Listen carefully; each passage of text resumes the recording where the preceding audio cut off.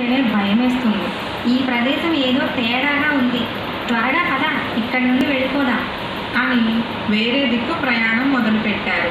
అలా వెళ్తూ ఉండగా వారికి ఒక గుండ్రని ఆకారంలో ఉన్న చెట్టు పొద కనిపించింది. ఆ పొద నిండా రంగురంగుల పండ్లు ఉన్నాయి. ఈ చిన్న పొదకి పండ్లు కాయటం ఏంటి? ఒకవేళ కాసిన ఒకే పొదకి రకరకాల పండ్లు ఎలా కాస్తాయి? పశుపక్షాదులు ఏవి వాటిని ఎందుకు తినలేదు అన్న ఆలోచనే తోడికోడళ్ళ మనసులోకి రాలేదు. బాగా ఆకలి మీద ఉండటం చేత తోడికోడళ్ళు గబగబా వాళ్లకు నచ్చిన రంగు గల పండ్లు కోసుకొని తినేశారు. ఆ వింత పండ్లు తినగానే ఓ వింత జరిగింది. తోడికోడళ్ళకి మైకం కమ్మి కింద పడిపోయారు. కొంతసేపటికి మెలకువ వచ్చి ఒకరి కోసం ఒకరు వెతుక్కుంటూ ఉంటారు. రాణి, రాణి, ఎక్కడున్నావు అని చుట్టూ చూసింది వాణి. కానీ రాణి ఎక్కడా కనిపించలేదు.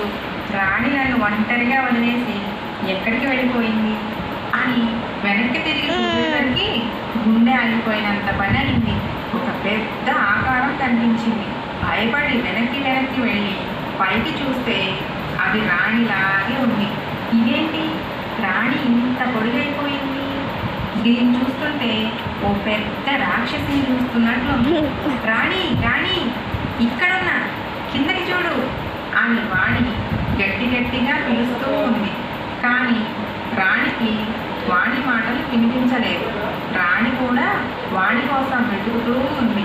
ఇదేంటి, చెట్లన్నీ చిన్నగా అయిపోయాయి అని కిందకి చూస్తూ ఉంది. పరీక్షగా చూస్తే కింద చిన్న నీటి గుంట, ఇంకొంచెం పక్కగా వాణి చేతులు ఊపుతూ పిలుస్తూ కనిపించింది. ఇదేంటి, వాణి చిన్నగా చీమలా అయిపోయింది, నన్నే పిలుస్తుంది. పాపం, ఇలా ఎలా అయిపోయిందో ఏంటో అని రాణి వాణిని తన చేతిలోకి తీసుకుంది. ఇదేంటి వాణి, ఇలా అయిపోయావు? ఆ మాయదారి పండ్లు తినటం వల్లే ఇలా అయిపోయాం. నేనేమో పొట్టిగా అయ్యాను, నువ్వేమో పొడుగ్గా అయిపోయావు. అయ్యయ్యో, ఇప్పుడెలా? మనం తిరిగి మామూలుగా ఎలా అవుతాం?